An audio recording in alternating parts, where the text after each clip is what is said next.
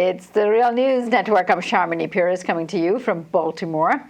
Donald Trump accepted the Republican nomination last night for president at the convention held in Cleveland, Ohio. He offered something for just about everyone while attacking Hillary Clinton and the Obama administration with dozens of exaggerations and some outright lies.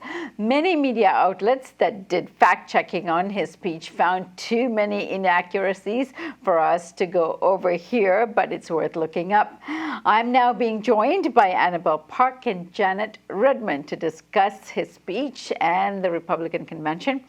Janet Redman is joining me from Washington, D.C. She's the Director of Climate Policy Program at the Institute for Policy Studies. And Annabel Park is a documentary filmmaker and the founder of We Want Bernie Sanders, a popular Facebook page. She contributes to ACT TV as a video producer and is wrapping up a feature-length documentary called Story of America. Annabel, thank you for joining us. Thanks for having me. Janet, good to have you back on The Real News. Good to be back. So let me first go to both of you to get your first reactions. Let me go to you, Annabel, first. I feel like I want to call like 911. You know, this is a national emergency. Panic is setting in. I feel like I'm just shocked at what I'm seeing right now. I'm kind of at a loss right now what to do. What specifically is bothering you? I mean, that Donald Trump, who appears to me to be like a con man to me, that's how I see him. He's a showman and a con man, that he would be the nominee for a major party is so shocking to me. And that so many people would actually buy his lie, his story it's unbelievable. And Janet, let me go to you for the same. Yeah, I mean, of course, as someone who cares about climate and the environment, anything about climate or the environment was missing in his speech last night. That's maybe a good thing, because what he's had to say about the environment and the climate is mostly denialist and pro-industry, pro-corporation, pro-coal. So maybe it was a good thing. What I was really struck by, and I don't know if any of this is new, but just having it all in one hour and a half long speech, which was a little overwhelming to the senses for me, was just such a pushback on law and order. I'm going to be the law and order president. Using terms that I haven't heard before, immigration security, which means security against immigrants coming into our country, compromised countries, defeating the barbarians of ISIS, the whole concept of Americanism. We want Americanism, not globalism. For me, was so surprising and alarming. There are some stuff that, I actually agree with, like, we shouldn't be doing nation building and we shouldn't be involved in regime change in other people's countries. But the idea that in his kind of 3 points around that policy, that means that we need to stamp out Islamic terrorism because they're threatening the LGBTQ community here in the United States and gather more intelligence in America. Wow, that was such an interesting bringing together, such a scary bringing together of lots of different people's concepts. You could really see him knitting together kind of libertarian, grabbing the people who are maybe further to the right but may have gone for Bernie and grabbing those folks to bring them back into his camp. And that to me is a scary building project, actually. Mm-hmm. And Annabel, your reaction to what Janet just said? Yeah, I think his attempts to appeal to Bernie Sanders supporters offended me at the deepest level, but also frightened me because I can see how some of that would work. Certainly not with me, but the fact that he is critical of, TPP and trade policies or neoliberal policies, like that would appeal to a lot of Bernie people I know. He mentioned Bernie Sanders a couple of times. Yes, he did. He really wants Bernie Sanders people, I can tell. But so I think it's intensely off-putting, for my sensibility. But at the same time, the things that he said about trade policies and the kind of anti-imperial or isolationist, however you want to put it. I mean, all that stuff could appeal to people. So I don't know. It worried me. I don't know if there's been a survey of Bernie supporters, but it wouldn't be surprised if it worked. And I guess that's the part that really is giving me a lot of pause and things to reflect on, is like, what are we going to do? There was a very conscious effort to appeal to as many of the security apparatus as possible. He called out his support for police officers and just the security that was available, including his own Secret Service people and so on. So there was a real focus on that. And of course, in that shout-outs he gave, he, of course, didn't mention any of the current distress caused by these security forces among the Black community and people that are distressed by that. I'm wondering what your thoughts are on that, Annabel. Yeah, it just, there's been a lot of talk about Melania plagiarizing Michelle Obama, but I feel like right now Trump is plagiarizing, Richard Nixon's campaign from '68. And I think it might work. That's the part that bothers me, this whole talk about law and order and trying to show violence. Like there was violence in his rallies. There was some violence at the convention, or things that looked kind of like ultimate fighting type of stuff, of kind of a mob scene and protesters protesting inside and outside. Like, all that makes people feel agitated. And I feel like he was putting all that on as a show, that we need law and order, and it just, all that conflict plays into this narrative that he wants to create for what's happening in America, even though the crime rate is down, that he wants people to be scared. And that that they need a strong man like him to, crack down on the hooligans and the criminals. And so it's 1968 right now. Go ahead, Shannon. Yeah. No, I was going to say, and I think that a piece of that, it's like the racial dimension of that is so coded. He never actually, I don't think he actually came right out and said race, but he said things like Obama has made the U.S. a dangerous place because the way he talks divides us.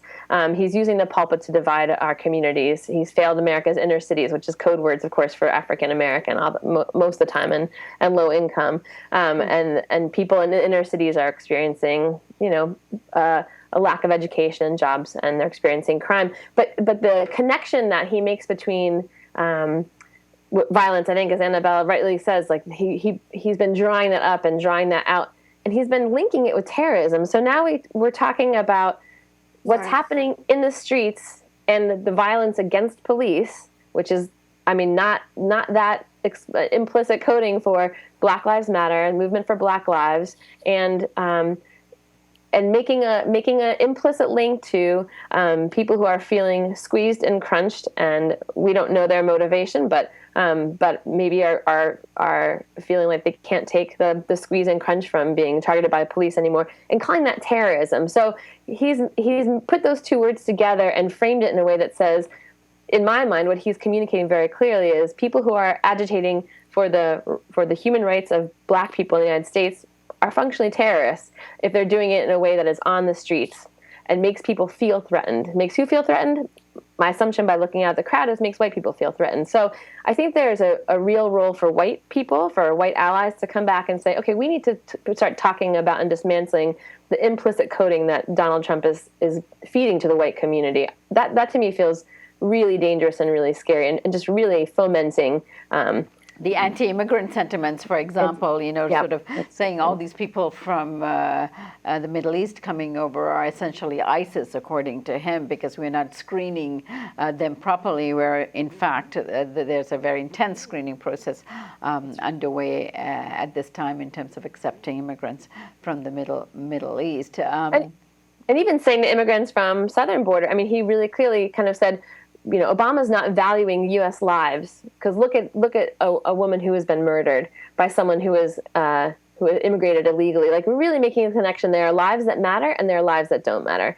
And people who are crossing the border that are not doing it in a legal way don't have their lives matter. They don't matter as much as other people do in this country. Right. Yeah, I think it's dehumanizing rhetoric. He's dehumanizing people so that they become like a class of people who don't deserve rights, and they're not even seen as humans.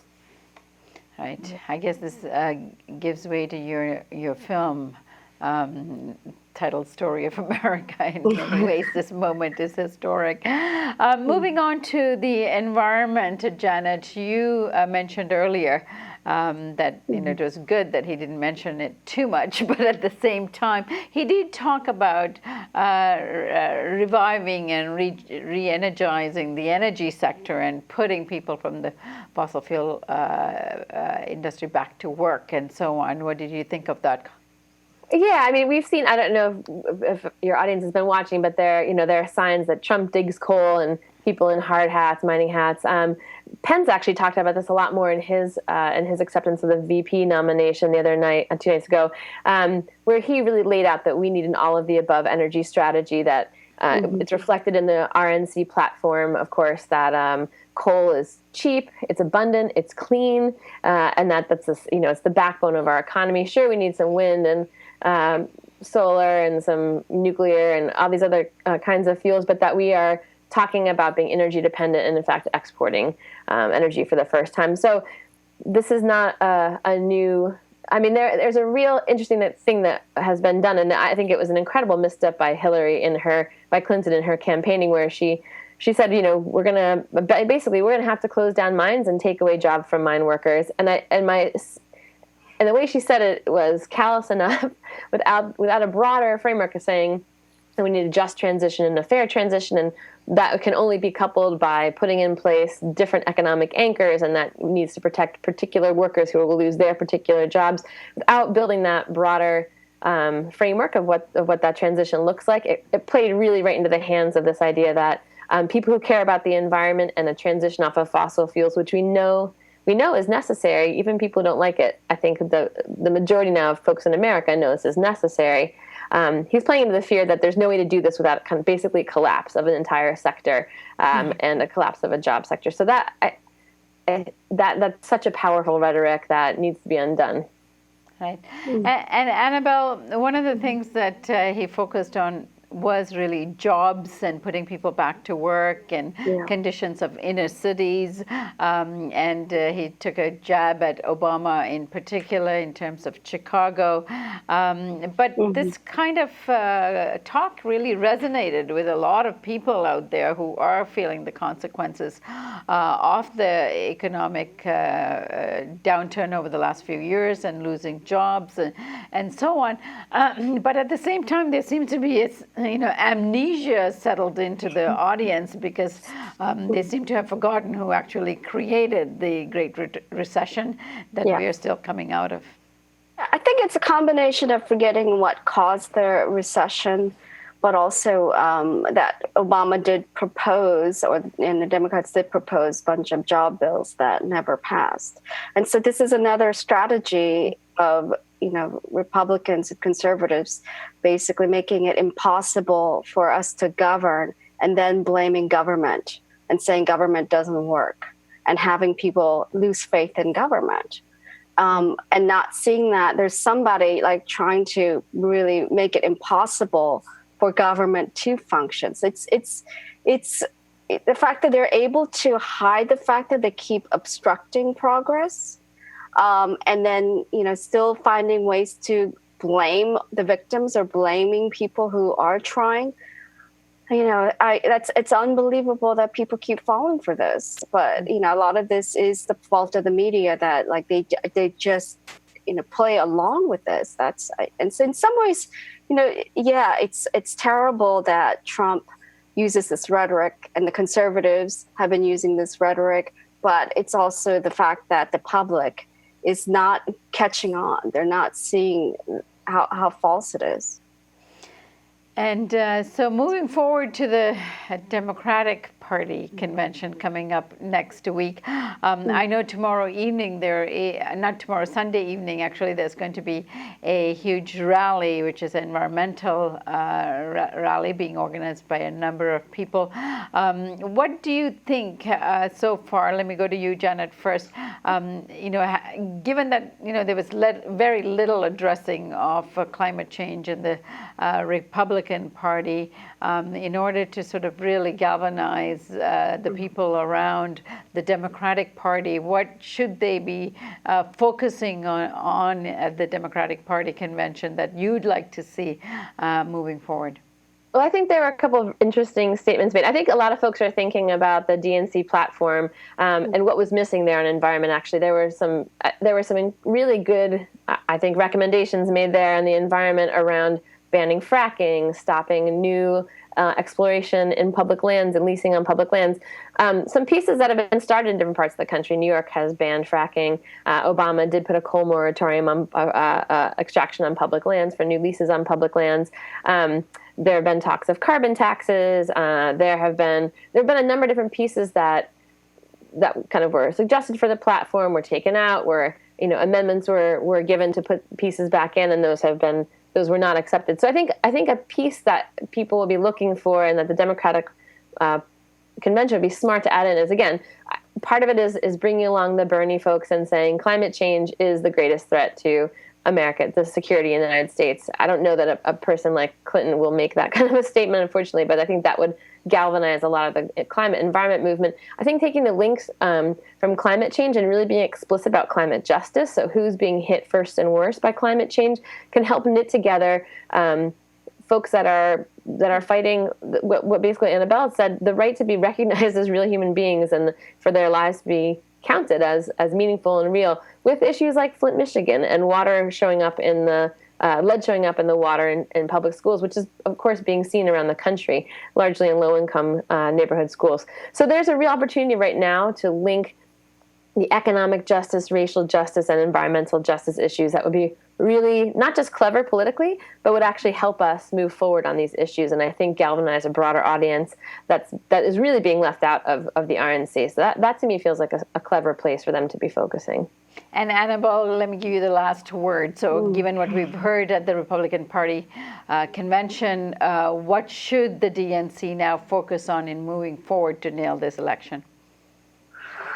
Well, I mean, I don't know, because I right now I feel so disappointed in the Democratic Party that I don't know exactly what they can do to do damage control, because I think they have to go into some damage control mode, because they've alienated so many people in the Bernie Sanders movement that, I don't know if people are going to actually be persuaded and by Donald Trump, but I know a lot of people will probably vote Jill Stein.